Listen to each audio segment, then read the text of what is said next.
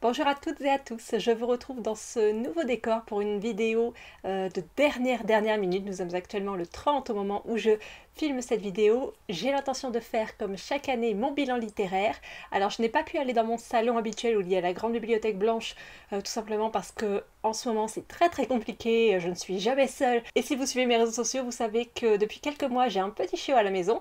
Et donc c'est très compliqué de prendre du temps et également de filmer. Bref, aujourd'hui on se retrouve pour le bilan littéraire de cette année 2017. Alors, comme d'habitude, je vais dans un premier temps avoir des généralités sur les lectures de cette année, puis dans un second temps, je vais vous proposer des ouvrages que j'ai préféré lire. En général, j'en mets 5 ou 6, cette fois je crois que j'en ai une dizaine, donc on va devoir se presser. Je prends mes petites notes pour le bilan général. Alors cette année, j'ai lu 236 livres, 21 en français et 215 en anglais.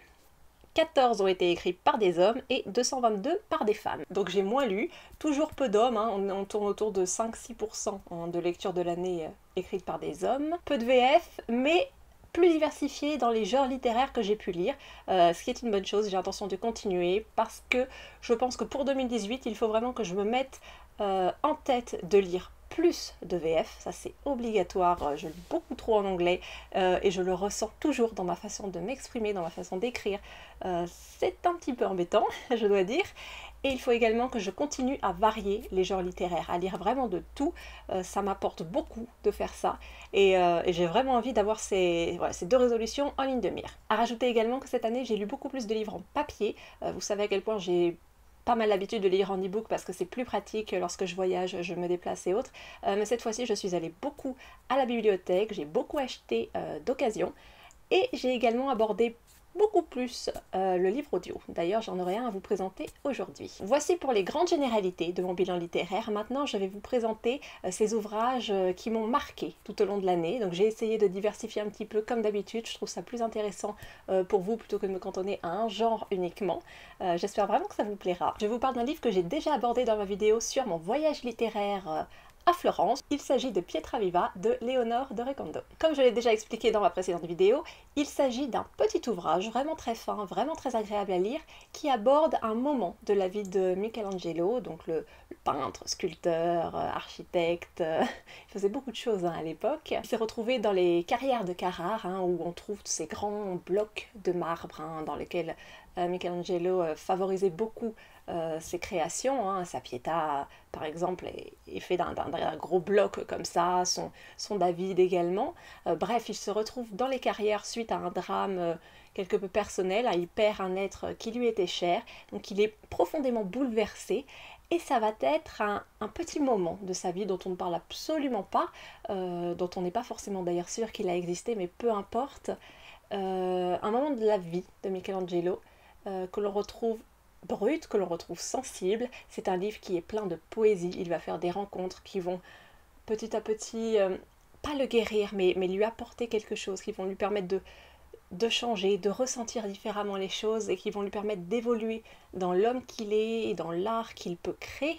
Même si bien évidemment c'est à toute petite échelle, c'est un roman qui est simple à lire. L'auteur est musicienne et je pense que ça, il y a vraiment quelque chose de musical, d'artistique dans cet écrit. C'est fin, c'est humain, c'est bouleversant, parce qu'on est éloigné de ce monstre de l'art, de la Renaissance qu'est Michel-Ange. On se retrouve vraiment face à un homme, et c'est pas forcément la manière dont on aborde souvent ce personnage. C'est vraiment à lire, c'est vraiment différent de ce qu'on peut lire en général sur la littérature de l'art de la Renaissance. Je le recommande vraiment. Une bande dessinée pour changer un peu, il s'agit du tome 1 des Culottés de Pénélope Bagieux. Alors ça peut en étonner beaucoup je pense d'apprendre que je n'avais encore jamais découvert cette série de bandes dessinées. Bon, elles ont un certain prix, c'est pour ça que je les ai demandées à Noël. Ce fut un excellent cadeau, j'ai tout lu dans l'après-midi, ça se dévore. Il s'agit de plusieurs portraits de femmes ayant donc compté dans l'histoire. On retrouve énormément de livres qui abordent ce thème, c'est vraiment extrêmement important. D'ailleurs mon prochain livre est assez similaire. Les portraits ne sont pas trop longs, ils ne sont pas compliqués, c'est vraiment accessible à tout le monde, les enfants, garçons, filles, les adultes, les plus âgés. Il faut vraiment le mettre dans toutes les mains. C'est humain, c'est émouvant, c'est important également. Je recommande chaudement aux bibliothèques, aux CDI de vraiment se les procurer.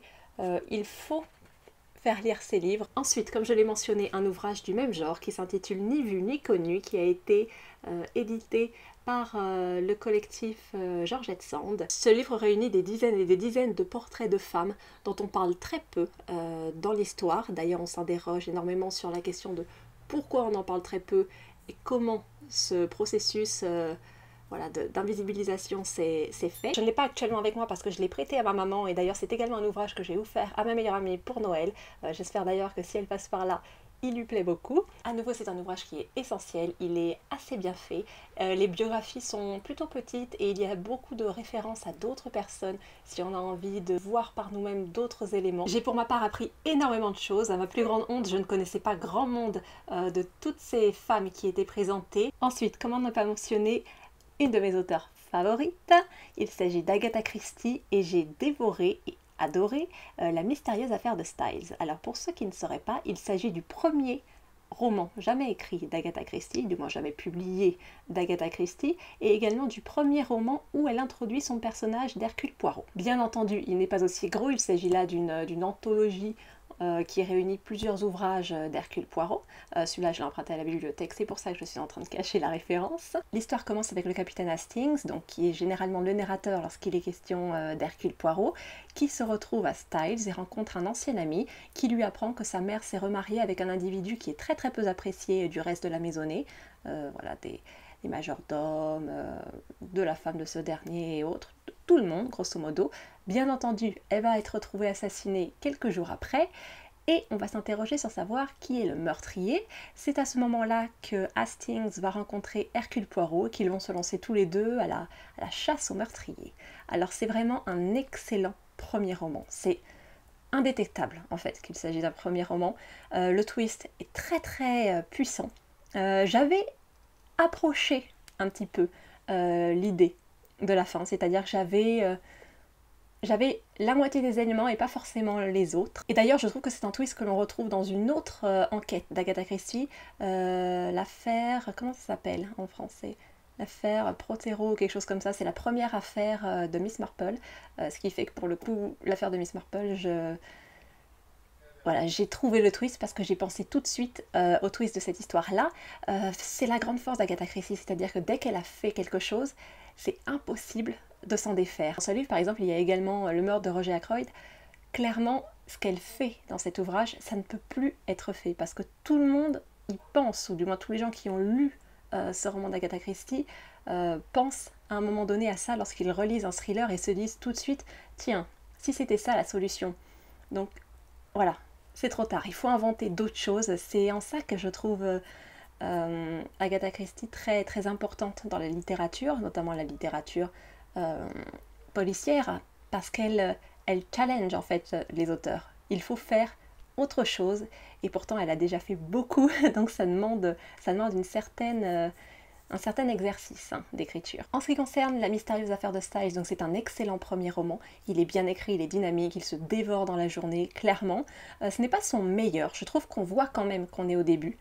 Elle cherche un peu, on est loin des gros chefs-d'œuvre d'Agatha Christie, mais c'est très très bon pour un début, et c'est vraiment pour ça que j'avais envie de le mentionner. À savoir également, à titre d'anecdote, que si cette première enquête d'Hercule Poirot se passe à Styles, sa dernière enquête s'y passe également. C'est un ouvrage que je n'ai pas du tout l'intention de lire, tout simplement parce que j'ai un gros problème avec les au revoir. Je n'ai pas envie de dire au revoir ou adieu à Hercule Poirot, et clairement, celui-là, je ne le lirai pas. Mais lire ce premier est très très plaisant. Un autre ouvrage déjà présenté sur Florence, il s'agit de L'affaire Lippi de Sophie Chauveau. C'est mon préféré de toute sa saga florentine, c'est une trilogie. Le premier ouvrage aborde Filippo Lippi, le second Botticelli et le troisième de Vinci. C'est mon préféré pour la simple et bonne raison que je trouve qu'on aborde extrêmement peu ce peintre en littérature. J'ai été ravie d'en lire plus, c'est l'un de mes peintres favoris de la Renaissance italienne. Je suis ravie d'avoir pu réactualiser mes connaissances sur lui. C'est le récit de la vie de ce peintre qu'on connaît assez peu en France et qui pourtant a produit énormément de chefs-d'œuvre. C'est simple, c'est bien écrit, c'est vraiment une lecture détente pour moi. J'adore les romans historiques, j'en ai déjà parlé dans ma dernière vidéo, je vous y renvoie. J'ai lu, ou plutôt écouté en livre audio, la biographie de Simone Veil intitulée Une vie. Beaucoup de personnes sont décédées cette année 2017. Chacun a ses préférences, entre guillemets. Chacun a été marqué plus ou moins fortement par ces disparitions. Pour ma part, Simone Veil fut l'une des plus grosses peines, alors que voilà, c'était l'une des plus âgées, hein. C'est normal, c'est la vie, c'est comme ça, mais c'est vrai que j'ai eu envie de me plonger dans son autobiographie parce que c'est une femme dont je me sentais proche, pas forcément complètement politiquement, hein, nous avons quand même de profondes différences, mais j'ai toujours voilà, ressenti une proximité avec cette femme, bien évidemment à ma minuscule échelle, hein, je ne me comparerai jamais à Simone Veil, c'est impossible, mais c'est vrai qu'il y a ce côté, euh, son, sa famille, son identité familiale, son identité religieuse, le fait qu'elle ait, voilà, qu'elle ait été magistrate. C'est d'ailleurs l'une des raisons qui, à l'époque, m'avait confortée dans mon idée d'accéder à la magistrature, hein. Après, forcément, les chemins ont changé un petit peu, mais j'avais vraiment envie de me focaliser sur cette personne, sur cette femme. Donc c'est une biographie qui est profondément émouvante, bien entendu. Le premier chapitre en livre audio est lu par elle, donc c'est vraiment l'intérêt que j'ai trouvé. J'avais envie de l'entendre parler de sa vie, elle en parlait assez peu, même si elle avait énormément de choses à raconter. Elle a eu une vie absolument phénoménale. C'est énorme tout ce qu'elle a pu vivre dans une vie, c'est effrayant, ça impose le respect. Donc bien évidemment les premiers chapitres sont les plus durs. Moi j'ai beaucoup pleuré en écoutant ça. J'ai écouté ça le soir en général avant de me coucher.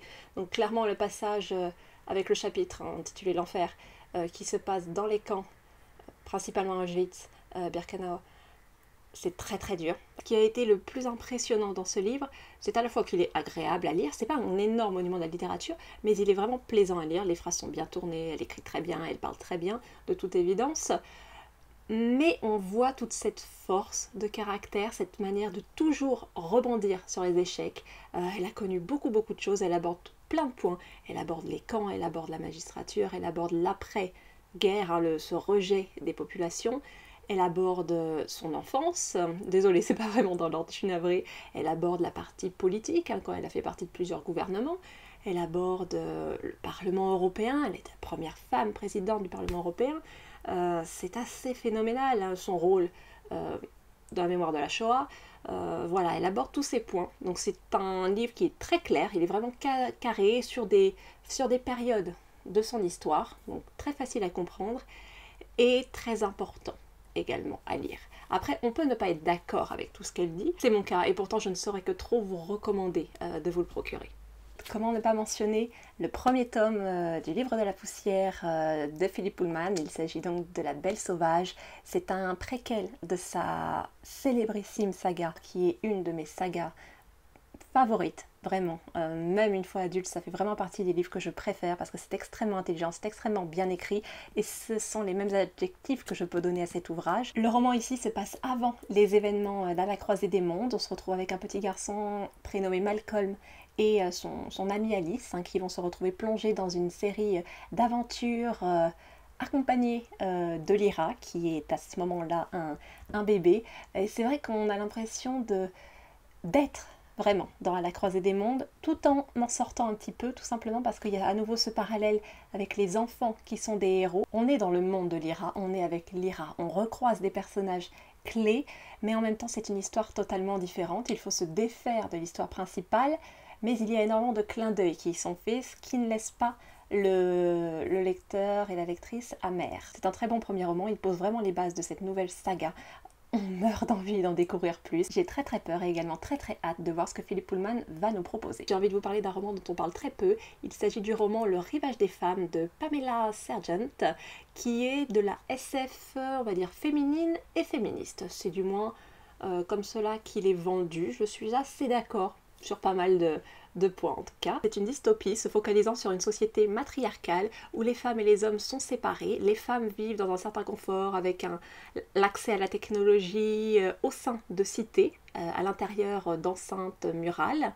Et les hommes, eux, sont à l'extérieur, plus ou moins à à l'état de nature, ils sont gardés dans l'ignorance, ils doivent respecter des règles religieuses. On suit 3 personnages. Tout d'abord Brianna, qui est une jeune femme qui a été expulsée avec sa mère hors de la cité, donc elle est condamnée à mort grosso modo, hein, vu que clairement on n'est pas censé survivre très longtemps en dehors des murs des cités. Également Harville, un jeune homme donc, qui vit en dehors des cités, dont le destin va croiser celui de Brianna notamment. Et le 3e personnage est une jeune femme qui se trouve dans la cité, une ancienne camarade de Brianna qui s'appelle Leisa, qui se pose beaucoup de questions sur son rôle, sur son avenir notamment. C'est typiquement mon genre de lecture du moment, je suis très fan de la SF et de la fantasy féministe. En ce moment je lis beaucoup de ça, d'ailleurs je vous en parlerai l'année prochaine probablement. J'ai pris celui-ci parce que c'est l'un des premiers en termes chronologiques à vraiment compter dans le genre. Il y en a d'autres, mais clairement c'est celui qui est le plus, on va dire le plus connu, c'est l'un des plus gros classiques. Il est également assez simple à lire, simple à aborder. Les questions sont importantes, mais il y a également beaucoup d'histoires qui permettent de se rattacher à des genres un peu plus classiques. On a notamment une romance, voilà. On n'est pas totalement perdu dans cet ouvrage, et ce n'est pas un manifeste hein, du féminisme. C'est pour ça que j'aime beaucoup la fiction féministe, parce que ça permet d'aborder énormément de questions féministes, je me répète beaucoup navrée, mais sous un angle un petit peu différent et de manière des fois un petit peu plus facile. On n'a pas forcément l'impression voilà, d'étudier ces questions. C'est Molière, hein, je fais de la prose.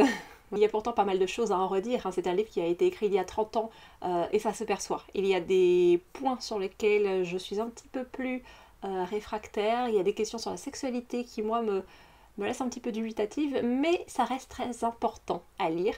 Je ne mentionnerai pas la préface de Monsieur Klein dans la version française qui m'a quelque peu interpellée, donc ça me dérange un petit peu que ce soit l'éditeur en fait qui fasse la préface d'un livre, surtout un livre féministe. J'ai pas forcément envie d'avoir un homme, qui plus est un homme qui cite Freud, voilà, qui parle de ses livres. Alors certes, j'ai pas mal de livres qu'il a lui-même dirigés en fait. Il a été directeur de cette on va dire, de cette collection d'ouvrages de SF féministes, c'est très bien, mais c'est vrai que j'aurais aimé avoir quelqu'un d'autre en préface. Pour autant, c'est une lecture extrêmement exaltante, tout comme beaucoup des romans de ce même genre.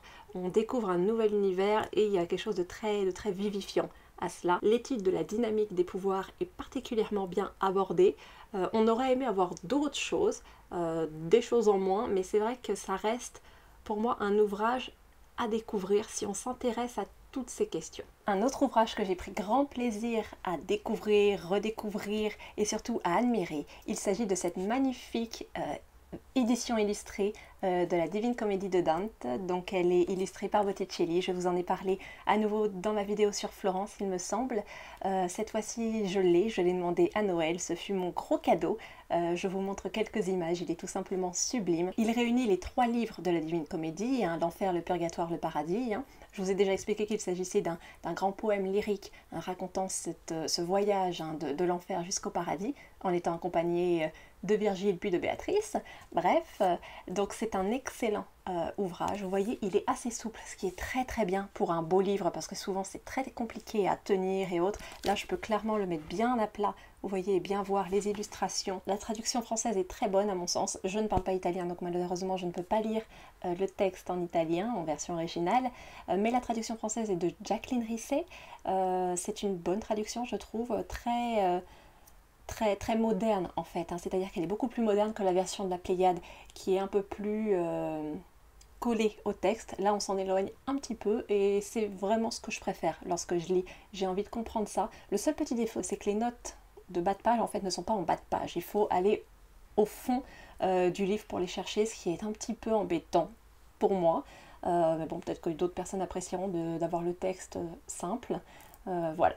En tout cas, c'est vraiment un ouvrage que je recommande. Et finalement, je vous propose un 11e ouvrage que je vous recommande de lire, mais qui n'a pas forcément été une excellente lecture. Mais je tenais vraiment à en parler ici. Il s'agit de Merci Mary Patty de Lola Lafont. On se retrouve ici plongé dans l'histoire de Patricia Hearst dans les années 70, en 1974 pour être plus précise, qui a été kidnappée par un groupuscule révolutionnaire pour des raisons symboliques, parce que son père était très riche et très connu à l'époque. Le point important ici est qu'elle va peu à peu lier des relations avec ces kidnappeurs, adhérer à leurs idées et même participer à leurs crimes. Pour cela, elle sera jugée. Donc là, c'est vraiment la vraie affaire Patricia Hearst.